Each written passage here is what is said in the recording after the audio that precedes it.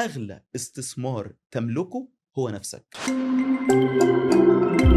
أنا حتى دايمًا لمّا كنت بادرس في الجامعة، كنت باقول للناس الفترة من 20 لغاية 35 سنة don't save money، ما تحوّشش أي فلوس. أغلى استثمار تملكه هو نفسك. كُل كويس، اتمرّن كويس، البس كويس، اتعلّم كويس، استثمر كل جنيه يدخل لك في إزاي أنت تقدر تgenerate فلوس أكتر. لو إحنا افترضنا إن أنت شاب مصري نابغة اشتغلت ب50,000 جنيه في الشهر، في السنة دول 600,000 جنيه، لو ما صرفتش منهم ولا جنيه، أنت محتاج 70 سنة عشان تركب رولز رويس. أنت عمرك ما هتروح استنى بس استنى حلو قوي الاكزامبل ده.